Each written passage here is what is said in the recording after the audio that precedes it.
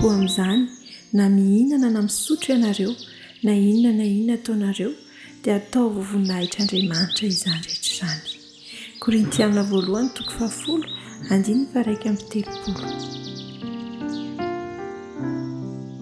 Ao amin'ny Korintianina 1:7 manomboka amin'ny 4:20 hatramin'ny 7:20 dia misy fanoharana ny amin'ny atao hoe hazakazaka. Ny mpiazakazaka rehetra dia miasa mihazakazaka avokoa fa raha ihany mahazo ny loka. Kanefa isika rehetra eto an-tany dia hoarina tahaka ny mpiazakazaka koa isika. Mihazakazaka mba hanatratra ny loka. Inona ilay loka? Ny eto an-tany izany dia tsotra ihany. Ireo tanjona izay katsahantsika eto an-tany, ireo objektifa izay tiantsika ho azo amin'ny alalan'ny fianarana, amin'ny alalan'ny fikezahana, amin'ny alalan'ny vola ary indrindra ny fahasalamana. Ireo izany tanjona eto an-tany, ny fahaizana. Ary misy ihany koa tanjona izay tokony ho tratrarintsika dia tsy inona fa ilay fiainana mandrakizay. Ka ireo tanjona roa ireo dia tokony ho tratrantsika tsiraray avy. Ilain'ny kristianina ny hoentitra eo amin'ny fahalalana honiny. Ao amin'io andalan-teny soratan'ny apôstôly Paoly io ho an'ny kristianina any Korinto dia apetrany tsara mihitsy fa ny mpiazakazaka rehetra ozy izy dia mahony teny amin'ny zavatra rehetra, mahalala honiny amin'ny zavatra rehetra. Ary tsisy valaka amin'izany ihany koa amin'ny fiainana maha-kristianina antsika. Mahalala honiny, midika zavatra be dia be ny atao hoe mahatoky an'Andriamanitra. Mahatoky an'Andriamanitra tsy hoe mitondra baiboly dia mandeha mivavaka fotsiny dia manao ny liturjia sy ny fitaovam-pivavahana rehetra ny am-piangonana isaka-sabotsy sy alahady, manao akanjo tsara. Rehefa tonga amin'ny fotoana fandehanana am-piangonana, izy izany fa ny atao hoe mahatoky an'Andriamanitra dia izao amin'ny zavatra rehetra. Isika izay metimety amintsika ihany ka afahantsika manompo an'Andriamanitra ny ataontsika, fa ny an'Andriamanitra tian'Andriamanitra amin'ny zavatra rehetra mahatoky azy isika. Ny tanjantsika sy ny fahafahantsika manao rehetra dia tokony ampitomboina sy ho hatsaraina, tsy hakiato amin'izao fizahan-toetra sy hazakazaka ataontsika izao. Hoy ny tenin'Andriamanitra ao amin'ny Timoty 2:5-7.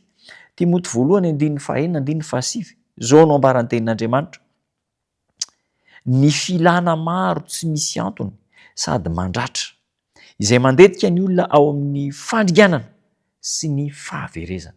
Ny filana maro, filana momba n'izao tontolo izao, sakafo, ny fitafy, ny filibana, izay tena mielipatrana manerana n'izao tontolo izao ary matetika tratra an'ireo ny ankabeazany dia ny tanora.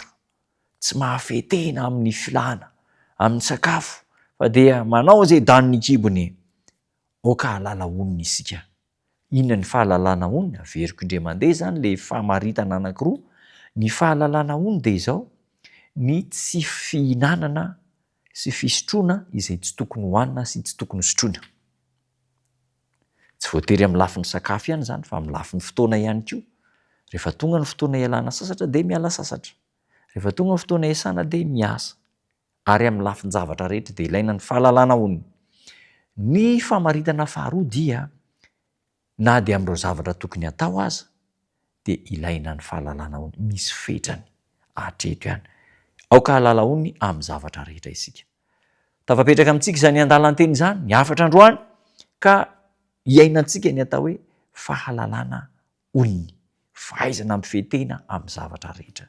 Hivavaka isika. Tombo tsara misaotra anao izay ampianarinao hahalala honiny, ahay mifehy tena, ahafantatra ny fetra izay tsy tokony atao dia tsy atao, izay tokony ho atao ihany ny atao. Ampianaro ahalala ny sitraponao izay ka ho lehilahy sy vehivavy mahalala honiny amin'ny zavatra rehetra. Noho ny anaranao Jesosy, zoko malala no hanonako izany vavaka izany. Amen.